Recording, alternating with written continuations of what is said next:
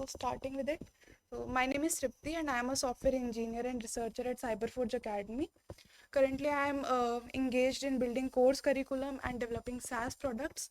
Other than this, I have previously done internship with Web3verse Academy and NameCard. And yeah, that's about me. So now this part will be covering today. हम देखने वाले हैं verb sweet है क्या, फिर क्यों use करते हैं, फिर जो भी इसके टूल्स होते हैं जैसे बर्ब प्रॉक्सी होता है, इंट्रूडर होता है, स्पाइडर होता है, रिपीटर होता है, स्कैनर होता है, सबको एक एक करके देखने वाले हैं. सो ठीक है, बर्ब स्वीट होता क्या है. सो बेसिकली ये it's a set of security testing tools जो कि पेंटेशन टेस्टिंग में यूज़ किया जाता है वेब एप्लीकेशंस के लिए. ठीक है, ये डेवलप किया था पोर्ट्सफिगर ने और इसका फ्री और पेड वर्जन दोनों है. फ्री वर्जन बेसिकली जो कम्युनिटी एडिशन है वो है और पेड वर्जन इसका प्रोफेशनल वर्जन है. क्रॉस प्लेटफॉर्म है, इसका मतलब कि आप विंडोज़, लिनक्स, मैक ओएस सब पे इसको रन कर सकते हो. अब जैसे कि पहले बताया कि ये set of security testing tools है, इसमें बहुत सारे टूल्स है जो कि यूज़ किए जाते हैं टेस्टिंग के लिए. तो ये वो सारे टूल्स हैं जैसे कि बर्ब प्रॉक्सी हो गया, स्पाइडर हो गया, इंट्रूडर हो गया, स्कैनर हो गया, रिपीटर हो गया. इन सब का अपना अपना यूज़ केस है. तो एक एक करके हम इनको देखने वाले हैं. तो उससे पहले हमें यूज़ क्यों करना है, तो जैसे इसका आंसर पहले वाली स्लाइड में ही था कि इसमें इतने सारे मतलब इसमें बहुत सारे सिक्योरिटी टेस्टिंग टूल्स होते हैं. तो एक wide range of security testing tool provide करता है, इसलिए हम बर्ब स्वीट को यूज़ करते हैं. इससे हम वल्नरेबिलिटीज़ को आइडेंटिफाई कर सकते हैं हमारी वेब एप्लीकेशन में. कोई भी हमारी वेब एप्लीकेशन में कोई सिक्योरिटी फ्लॉ है तो उसको हम आइडेंटिफाई कर सकते हैं, डिस्कवर कर सकते हैं. या फिर हमें कस्टमाइजेबल टेस्टिंग करनी है, मतलब हमारी वेब एप्लीकेशन है, हमें उसमें अलग अलग हम रिक्वेस्ट मार रहे हैं और हमें टेस्ट करना है कि कहीं पे कुछ फ्लॉ तो नहीं है, कहीं पे कुछ सिक्योरिटी बग तो नहीं है. तो उसके लिए हम कस्टमाइजेबल टेस्टिंग कर सकते हैं.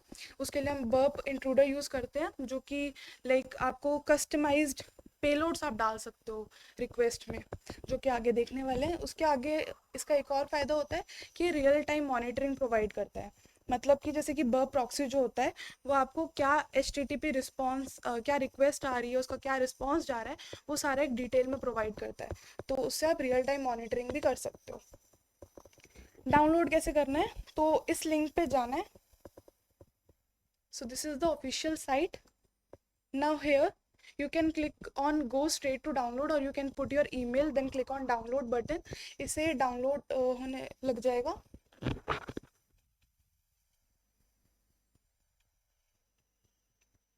या so once you click on download you will be redirecting to this page. अब इस पेज में आपको क्या करना है, पहले तो सिलेक्ट करना है कि आपको कौन सा एडिशन इसका डाउनलोड करना है. जैसे कि मैंने बोला कि इसका फ्री और पेड दोनों वर्जन अवेलेबल है. तो फ्री जो वर्जन है वो है कम्युनिटी एडिशन. तो पहले हम आप वो सिलेक्ट करते हैं, उसके बाद हम सिलेक्ट करते हैं कि हमारा ऑपरेटिंग सिस्टम क्या है. जैसे कि यहाँ पे लिनक्स के लिए इंस्टॉल कर सकते हैं और उसके बाद आपको डाउनलोड दबाना है. इससे क्या होगा कि बर्ब जो स्वीट है ये डाउनलोड हो जाएगा, फिर आप यूज़ कर सकते हो. जो भी काली लिनक्स यूज़ करते हैं या फिर VM यूज़ करते हैं तो उसमें ये बिल्ट इन होता है, तो आप उसको डायरेक्टली खोल सकते हो, डाउनलोड करने की ज़रूरत नहीं होती वहाँ पे. ठीक है, डाउनलोड हो गया. अब इसको नया प्रोजेक्ट कैसे बनाते हैं इसमें या फिर इसका ओपन कैसे करते हैं. तो जब ये डाउनलोड हो जाएगा, जब आप इसको ओपन करोगे ना तो आपको 3 ऑप्शंस आते हैं कि या तो आपको नया प्रोजेक्ट बनाना है, या फिर कोई एग्जिस्टिंग प्रोजेक्ट है आपको उसको ओपन करना है, या फिर आपको एक टेम्प्रेरी प्रोजेक्ट बनाना है जिसको आप स्टोर नहीं करना चाहते. तो जैसे कि जो भी ऑप्शन आपको सिलेक्ट करना है आप उसको सिलेक्ट कर सकते हो. उसके बाद यहाँ पे नेक्स्ट बटन को क्लिक करना है. उसके बाद जो भी कॉन्फ़िगरेशन है, अगर आपने कुछ कॉन्फ़िगरेशन डाली हुई हैं तो उनको आप अपलोड भी कर सकते हो, या फिर कोई भी आपने सेव की हुई है पुराने प्रोजेक्ट में तो उसको आप यहाँ से ले भी सकते हो. अदरवाइज जो भी डिफ़ॉल्ट होता है आप उस पर भी स्टिक कर सकते हो. तो ये ऑप्शन सिलेक्ट करके again click on start burp. तो जब आप इस पर क्लिक कर दोगे इसके बाद ऐसा सा इंटरफेस आएगा. अब इस इंटरफेस में क्या है, ये जो ऊपर है ये लिस्ट ऑफ टूल्स है जो कि आप यूज़ कर सकते हो. जैसे कि बर्ब स्वीट क्या है, सेट ऑफ टूल्स है. तो these are all the tools that you can use for your testing. यहाँ पे जो भी आप इवेंट परफॉर्म करते हो उसका लॉग यहाँ पे आ जाता है. आप स्कैनिंग कर सकते हो, काफ़ी सारे ऑप्शंस है, will explore one by one. So सबसे पहला tool Burp proxy. Burp proxy होता क्या है, ठीक है, it's a intercepting proxy tool जो कि यूज़ किया जाता है काफ़ी ज़्यादा सिक्योरिटी टेस्टिंग में। मतलब कि आप इंटरसेप्ट कर सकते हो और एनालाइज कर सकते हो जो भी HTTP रिक्वेस्ट और रिस्पॉन्स आ रहा है आपकी वेबसाइट पे। तो हम इंटरसेप्ट भी कर सकते हैं, हम उनको एनालाइज भी कर सकते हैं और हम उनको मॉडिफाई भी कर सकते हैं। तो जो भी रिक्वेस्ट हमारी वेब एप्लीकेशन पे आ रही है, we can also modify that and मतलब टेस्ट करने के लिए, अलग अलग टेस्ट केसेस को अलग अलग टेस्ट करने के लिए हमारी वेब एप्लीकेशन के बिहेवियर को हम उन रिक्वेस्ट को मॉडिफाई करके भी देख सकते हैं। Also Burp Suite provides HTTP history, which means जो भी आपका HTTP ट्रैफिक है उसको वो लॉक कर देता है। तो HTTP हिस्ट्री टैब होता है, तो उसमें आप देख सकते हो सारी जो भी रिक्वेस्ट गई हैं, जो भी रिक्वेस्ट आई हैं, वो सब वहाँ पे लॉग हो जाती हैं। अब वो किस लिए होती है कि आप रिव्यू कर सकते हो, जो भी ट्रैक कर सकते हो आप क्या क्या चेंजेस हुए हैं, या फिर कोई भी आपकी वेब एप्लीकेशन में कोई इशू है तो उधर से आप आइडेंटिफाई कर सकते हो। ठीक है, अब इसमें अलग अलग ऑप्शन होते हैं, जैसे फॉरवर्ड करने का होता है, ड्रॉप करने का होता है, एडिट करने का होता है। तो बर्ब प्रॉक्सी का ना ऐसा इंटरफेस होता है। So you will click on Burp proxy tab, then this kind of interface will appear. अब इधर क्या है, okay so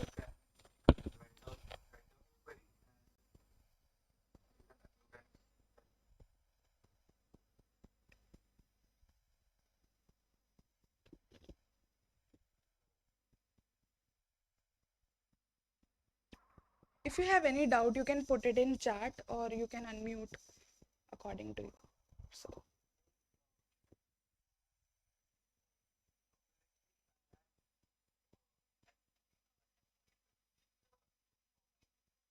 okay,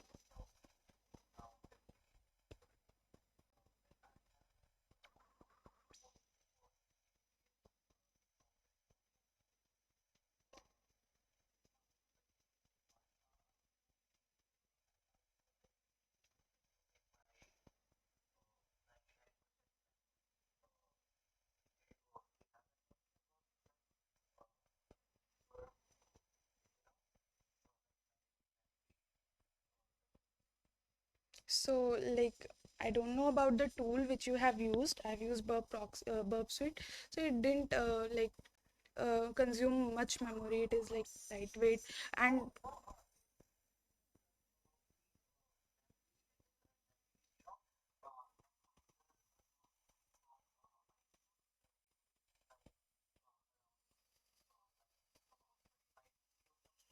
yeah.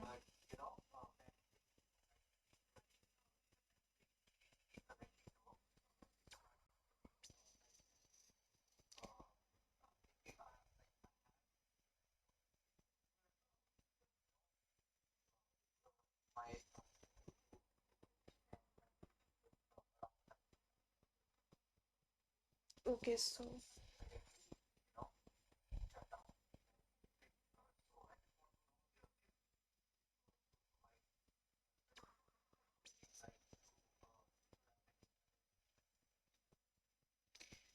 actually it might depend on what you are doing or what kind of stuff you are doing on that particular software.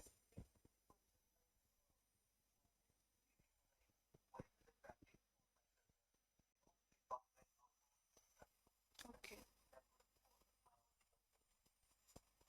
so I don't think so, but sure, I'll answer your query. I'll search for it and answer for it. So yeah, we will take this question at the end and then I'll answer your question properly. Okay, so coming to the topic, सो ये था verb proxy का interface. ठीक है, जैसे कि बताया कि verb proxy जो होता है वो HTTP हिस्ट्री को भी लॉक करता है। तो यहाँ पे एक HTTP हिस्ट्री का टैब है, जब आप इसको क्लिक करते हो ना तो जो भी रिक्वेस्ट या रिस्पॉन्स, जो भी रिक्वेस्ट आई है वो सारी वहाँ पे लिस्ट हो जाती है। ठीक है, उसके बाद जैसे हमने बोला कि बर्ब प्रॉक्सी में अलग अलग ऑप्शंस होते हैं, फॉरवर्ड करने का, ड्रॉप करने का। तो these are all the options. You can forward the request, you can drop the request, और ये बटन है कि दिखाने के लिए आपका इंटरसेप्ट ऑन है या ऑफ है। ठीक है, also burp suite provides a embedded browser, so you can open that browser by clicking on that button. So we will see ठीक है। बर्ब प्रॉक्सी क्या होता है हमें पता चल गया। अब इसको कैसे सेटअप करना है और कैसे इससे इंटरसेप्ट करना है वो देखते हैं।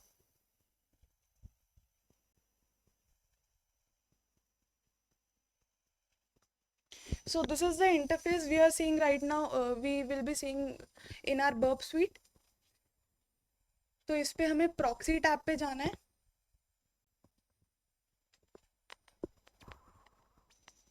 या इस पे हमें प्रॉक्सी टैब पे जाना है, फिर इंटरसेप्ट पे जाना है। इंटरसेप्ट के बाद हम देखते हैं यहाँ पे ओपन ब्राउजर का ऑप्शन आता है, मतलब कि जो इसका एम्बेडेड ब्राउजर है हम उसको भी यूज़ कर सकते हैं। जब आप ओपन ब्राउजर पे क्लिक करोगे तो ऐसा ब्राउजर खुल जाएगा which have this default page. So इसका इंटरसेप्ट ऑन करने के लिए हम ये वाला बटन क्लिक करेंगे। तो अभी intercept is off, when you click on it it will turn on. So जब इंटरसेप्ट ऑन हो जाएगा और यहाँ पे आप कोई भी वेबसाइट को ब्राउज करोगे, जैसे google.com को किया, तो यहाँ पे you see it intercepted it. यहाँ पे आ गया हमें कि गेट रिक्वेस्ट है, किसको है, host www.google.com and the request has been intercepted. अब जब हम यहाँ से फॉरवर्ड क्लिक करेंगे तो वो रिक्वेस्ट आगे चली जाएगी। So you see in HTTP history tab, we are able to see the request, get request heap. So that's how. तो ऐसे जो इसका एम्बेडेड ब्राउज़र है उस पर हम इंटरसेप्ट कर सकते हैं। लेकिन अगर हमें यही सेम चीज़ हमारे फायरफॉक्स पे करनी है तो हम कैसे करेंगे? तो उसके लिए हम एक्सटेंशन यूज़ करेंगे फॉक्सी प्रॉक्सी। अब देखते हैं कैसे सेटअप करना है फॉक्सी प्रॉक्सी को और कैसे डाउनलोड करना है। ठीक है, फायरफॉक्स पे गए, उसके बाद go to the browser setting. Setting में जाने के बाद यहाँ पे एक्सटेंशन एंड थीम्स का एक ऑप्शन होता है, उसको आपको क्लिक करना है। उसके बाद यहाँ पे फाइंड मोर एड ऑन्स पे क्लिक करना है। उसके बाद it will load the page. यहाँ पे आपको सर्च करना है Foxy proxy. So the first link which have a lot of users has used it and named is foxy proxy standard। आपको इसको डाउनलोड करना है, ऐड करना है फायरफॉक्स में। So when you click on add to Firefox, it start downloading and you'll get a pop-up like this. You have to click on add. So ये basically जैसे हम और extension करते हैं ऐसे ही normal installation है। ठीक है, जब ये इंस्टॉल हो जाएगा तो उसके बाद you will able to see in your extensions tab. So जब आप extensions पे click ये icon पे click करोगे, you will able to see that Foxy Proxy has been added to your extension list. So this type of interface proxy proxy has. So यहाँ पे multiple proxies add कर सकते हैं। अभी के लिए यहाँ पे कुछ भी नहीं है, हम एक और ऐड करके देखते हैं कैसे ऐड करना होता है। अब देखते हैं कि कैसे एक नई प्रॉक्सी हम ऐड कर सकते हैं और कैसे हम अपने जो CA सर्टिफिकेट होता है उसको ऐड करेंगे ताकि HTTPS पे वार्निंग ना आए हमें। तो हम गए फॉक्सी प्रॉक्सी पे, यहाँ पे जो एक बटन आता है ऑप्शंस का उसको आपको क्लिक करना है। तो this type of interface will open. अब यहाँ पे आपको क्या करना है, प्रॉक्सी टैब में जाना है, उसके बाद ऐड पे जाना है। इसका मतलब भाई एक आप प्रॉक्सी ऐड कर रहे हो। जब आप ऐड पे जाओगे यहाँ पे आपको टाइटल नेम दे सकते हो कुछ भी। उसके बाद यहाँ पे जो होस्ट होगा वो देना है 127.0.0.1 और पोर्ट 8080। अब ये कहाँ से आया ये देखते हैं। So we have edit it. Now when you go to proxy setting in burp suite ना, you will able to see कि जो proxy listener है उसमें एक already add होता है जिसका IP और पोर्ट दिया हुआ होता है। तो IP है 127.0.0.1 एंड पोर्ट है 8080। तो उसको हमने यहाँ पे हमारे फायरफॉक्स ब्राउजर में ऐड कर लिया। तो click on save, it will save the proxy and once it saved the proxy you will able to see in the extensions in the foxy proxy list। तो जैसे आप फॉक्सी प्रॉक्सी पे click करोगे उसके बाद यहाँ पे जो आपने अभी प्रॉक्सी बनाई है वो लिस्ट हो जाएगी। तो when you click on it it turned on that proxy. तो इस तरह से हम एक प्रॉक्सी बना सकते हैं और ऐड कर सकते हैं हमारे ब्राउज़र में। ठीक है, उसके बाद क्या करना है, CA सर्टिफिकेट ऐड करने के लिए हम क्या करेंगे, जो हमारा एम्बेडेड ब्राउज़र है बर्ब स्वीट का उस पर जाएंगे। उसके बाद आपको जाना है http://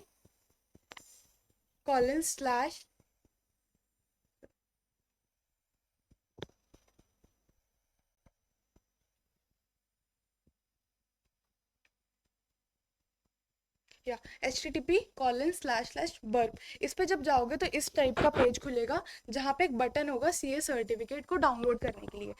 then click on that button, you will able to see in downloads that the certificate has been downloaded. तो ये सर्टिफिकेट डाउनलोड हो जाएगा. उसके बाद इसको ब्राउज़र में कैसे ऐड करना है, तो ब्राउज़र में ऐड करने के लिए तो देखो इस टाइप का सर्टिफिकेट ऐड होगा जिसमें आइडेंटिटी लिखी होती है, या वेरीफाइड बाय लिखा होता है, एक्सपायरीज लिखी होती है, और you can open that certificate in your system. उसको ऐड करने के लिए क्या करना है, ब्राउज़र सेटिंग में जाना है. सेटिंग में जाने के बाद आपको सर्च करना है certificate. When you search for certificate, you will able to see one option which is view certificate. So इस ऑप्शन पे क्लिक करना है. जब आप क्लिक करोगे तो देखोगे मल्टीपल ऑथोरिटीज़ ऑलरेडी एडेड है, तो ऑथोरिटीज़ वाले टैब में जाना है. उसके बाद इंपोर्ट करना है हमें जो अभी हमने सर्टिफिकेट डाला है. जब हम इंपोर्ट बटन पे क्लिक करेंगे एंड अपलोड कर देंगे वो सर्टिफिकेट को, तो you will able to see that PortSwigger CA has been added to your list. You can scroll in this list. Allow कर देना है settings को. Yeah. So there are multiple certificate authorities that is added by default in your browser. So उसमें जो अभी हमने add किया वो था ports figure CA. So you see it has been added to the list. So click on OK. अब आपका setup हो चुका है, आपका ब्राउज़र में आपने फॉक्सी प्रॉक्सी डाल लिया है, आपने प्रॉक्सी ऐड कर लिया है, सर्टिफिकेट डाल लिया है. So now you are good to intercept the request. तो उसके लिए हमें क्या करना है, हम जाएंगे बर्ब स्वीट पे, इंटरसेप्ट को ऑन करेंगे पहले. या इंटरसेप्ट ऑफ है, इसको ऑन करेंगे. उसके बाद हम अपना अभी जो हमारा फायरफॉक्स ब्राउज़र है उसको खोलेंगे. तो now you can close that embedded browser. So जब फायरफॉक्स पे आप कोई भी वेबसाइट ब्राउज करोगे तो वो जो रिक्वेस्ट है वो भी अब बर्ब स्वीट इंटरसेप्ट करेगा. तो जैसे यहाँ पे google.com को ब्राउज किया तो बर्ब स्वीट में वो रिक्वेस्ट इंटरसेप्ट हो गई. यहाँ पे देख सकते हो कि गेट रिक्वेस्ट है, होस्ट जो है google.com है, और फॉरवर्ड कर सकते हो, ड्रॉप कर सकते हो. तो ऐसे हम सेटअप करते हैं हमारा फायरफॉक्स ब्राउज़र को कि वो बर्ब स्वीट उसको इंटरसेप्ट कर पाए.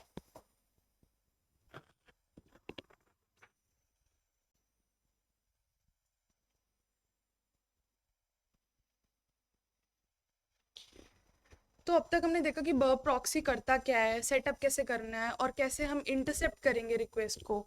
Now moving forward,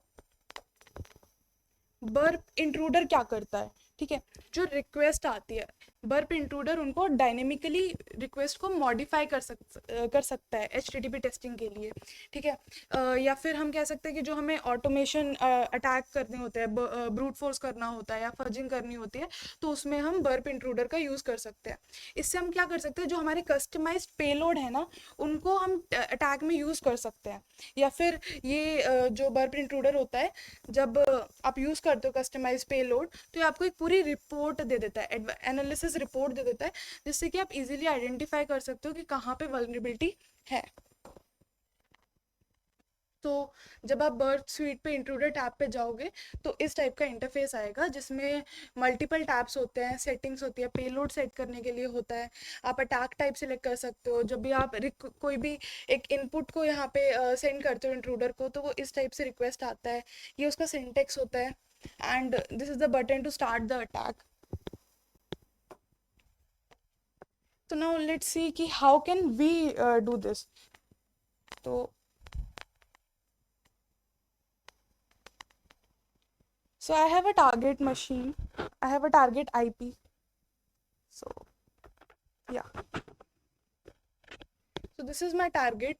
I have browsed the target in my browser. तो उसने बर्ब प्रॉक्सी ने इंटरसेप्ट की request, and you see this is the page which opens. अब यहाँ पे एक बटन है फेच रिकॉर्ड्स का. ठीक है, उस पर जब क्लिक करते हैं ना, so when you click on this button you'll see a post request has been made. अभी post request जो है ये 5000 पोर्ट पे जा रही है और इसमें एक यूज़र नेम पास हो रहा है स्टूडेंट.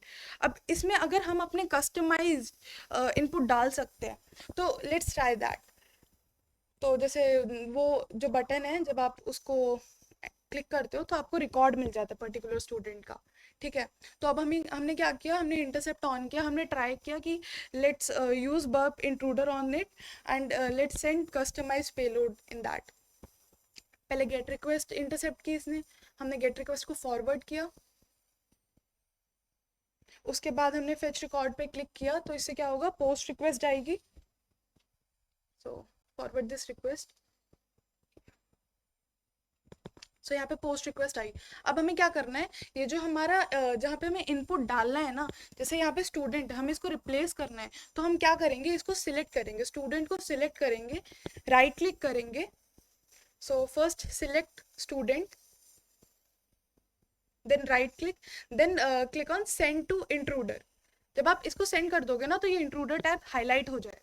तो इस पर क्लिक करो। नाउ यू विल सी कि जो रिक्वेस्ट है वो इंट्रूडर के पास आ गई है, और उसने ऑलरेडी सिंटेक्स ऐड कर दिया कि कहाँ पे उसको इनपुट डालना है। ठीक है। अब उसके लिए हम पेलोड सेट कर सकते हैं। जैसे जैसे कि हमने देखा था कि इंट्रूडर में ना मल्टीपल टैब्स होते हैं, पोजीशन कहाँ पे डालना है आपको इनपुट, और पेलोड क्या क्या डालने हैं। तो जैसे कि यहाँ पे you can paste the list, you can load the list. So जैसे I am pasting the list, तो यहाँ पे मैंने एक लिस्ट पेस्ट कर दी मल्टीपल यूजर नेम की। So it has lot of user name in it.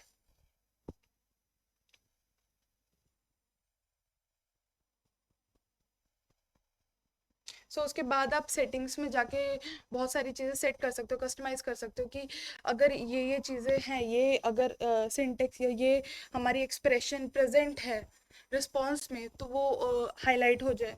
तो जब ये सब सेट कर लोगे, उसके बाद you just have to click on start attack.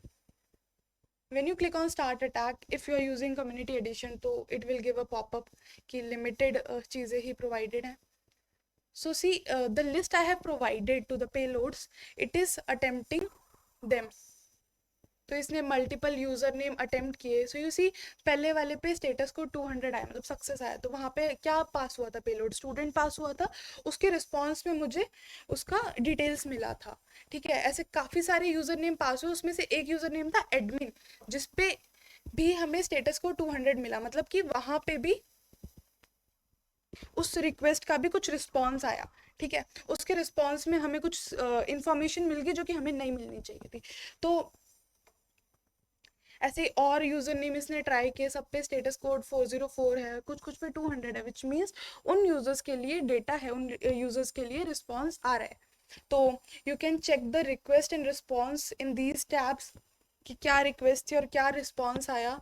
तो this is how you can check vulnerabilities. You can check कहाँ, मतलब आपको अगर अटैक करना है, ब्रूट फोर्स करना है, तो by Burp Intruder you can do that.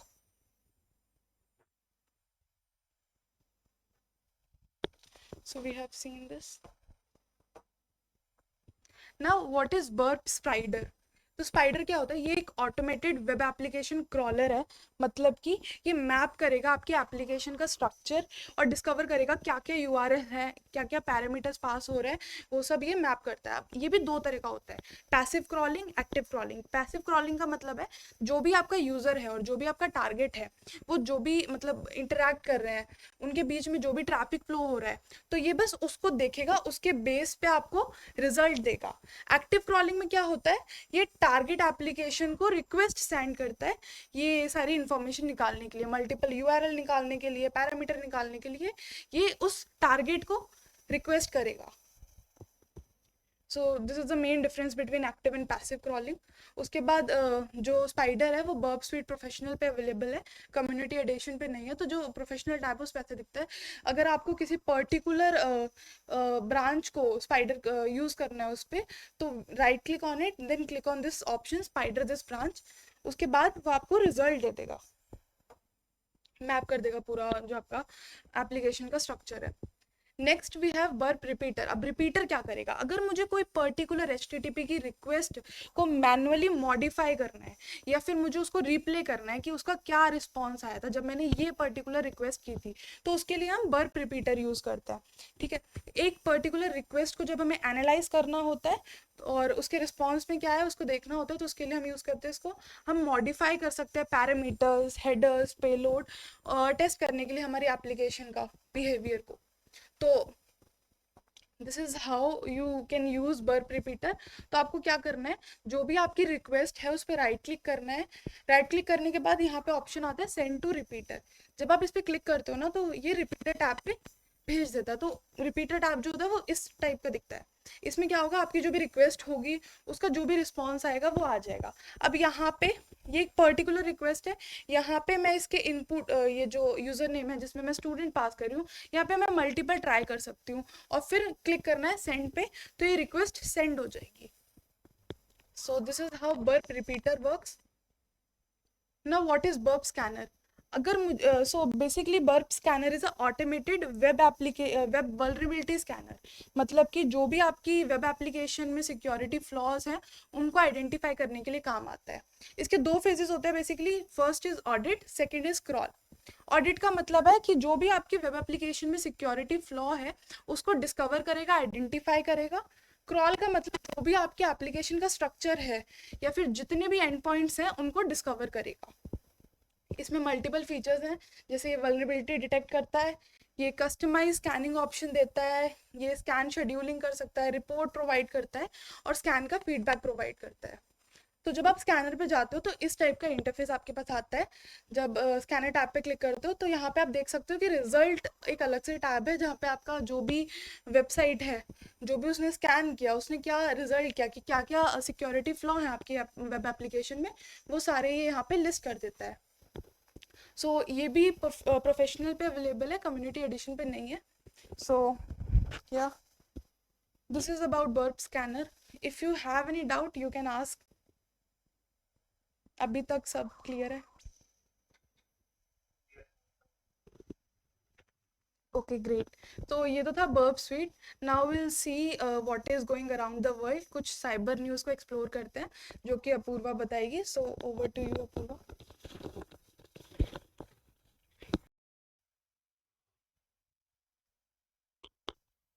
Hello, guys. Am I audible now? Okay, thank you. So, I'm Apurva, and I'll be covering cyber news that has happened over last few weeks or last few days. So, here we go. So, the first cyber news is कि Finland में ऐसा cyber attack हुआ which was conducted by the hacking group APT31 which belongs to China. So what they did is कि they used a complex network of malware and some hacking technologies obviously, and they attacked Finland parliament. सो उस case में होता क्या है कि जो ये Chinese hacking group है ना, इन्होंने ऐसी कुछ मतलब इनका मेन मोटिव उनकी पर्सनल इन्फॉर्मेशन सिर्फ स्टील करना नहीं था, वो उनकी इन्फॉर्मेशन को मैनिपुलेट कैसे कर रहे हैं, that was their motive. And हमने काफ़ी बार ऐसे सुना भी है कि जो भी इलेक्शन के रिजल्ट्स होते हैं, these hacking groups often hinder them. So ये सिर्फ चाइना में नहीं होते, they are also in Russia, USA, India. So the next news is millions of hotel doors vulnerable to attack. तो इस केस में क्या होता है, हम किसी भी होटल रूम में जाते हैं, हमारे जो डोर होता है उस पर एक सैफ लॉक लॉक लगा होता है, राइट? उसमें कौन सी टेक्नोलॉजी यूज़ होती है? RFID। तो अब ऐसे साइबर अटैक्स हो रहे हैं जिसमें कि जो हैकर्स हैं they can actually get access to your hotel room. और वो कैसे होगा मैं बताती हूँ। जो हैकर्स हैं वो क्या करते हैं, एक आप वो किसी भी होटल में जाएंगे, आप फॉर इंस्टेंस एक होटल में रुके हुए हो, हैकर्स वहाँ पे जाएंगे, कोई भी एक ऐसी होटल की जो कि एक्सपायर्ड हो या यूज्ड हो, या फिर वो खुद एक अपनी रूम की अलग से होटल की जनरेट करवाएंगे। अब वो दोनों कीज को फोर्ज करवा के, एक और की उनके पास होगी, उसको फोर्ज करवाते हैं by using my fair classic cards, और उससे फिर वो डेटा उसके ऊपर पुट करवाते हैं and they can actually get access to your hotel rooms. So ये चीज़ भी हो रही है अब इंडिया में या all over the world actually, इसके बहुत सारे केसेस आ चुके हैं। 17,000 cases have been reported till now. So stay safe अगर आप किसी भी होटल रूम में जाते हो। The next news is MFA bombing attacks. So this one is really important अगर आपके पास iPhone है या अगर आप अपनी iWatch wear करते हो अपनी रिस्ट में, so this one is really important for you guys because ऐसे जैसे ये स्क्रीनशॉट में आप देख सकते हो, this is not एक्चुअली में मतलब ये कोई एक लेजिट वो नहीं है notification, these are some multi factor authentication bombing, जैसे कि बहुत सारे फिशिंग अटैक्स होते हैं, तो ये ऐसी नोटिफिकेशंस को जनरेट करके आपके फ़ोन में भेजेंगे attackers, and then what will happen कि आप जैसे ही इस नोटिफिकेशन को ओपन करके अलाउ कर दोगे, आपके सिस्टम का सारा डेटा गया। तो इस केस में एंड पता है होता क्या है, वो लोग आपको अगर जैसे एप्पल सर्विस सेंटर से आपको कॉल्स आती है, तो आपको यही लगेगा ना कि ऑब्वियसली एप्पल सर्विस सेंटर से कॉल आ रही है तो लेजिट होगा, बिकॉज वो आपका नेम सही बोल रहे हैं, आपका आईपी एड्रेस सही बोल रहे हैं। बट द थिंग इज़ कि वो उस टाइम पे भी प्रिटेंड कर रहे होते हैं। वो आपको कॉल करके बोलेंगे कि आपके फ़ोन में ना आप ये पासवर्ड रीसेट करने की हमने नोटिफिकेशन भेजी है, आप उसको अलाउ कर दो। सो आपको बहुत ही ज़्यादा केयरफुल रहना पड़ेगा if you own a iPhone और an iWatch. So this was the news, and I am done with the cyber news. But the main thing is कि हमारे इंस्टाग्राम चैनल पे हम रोज़ एक साइबर न्यूज़ या साइबर अटैक कवर करते हैं, and I post daily reel on our Instagram channel, so you guys should follow us for more such cyber news. Thank you so much guys.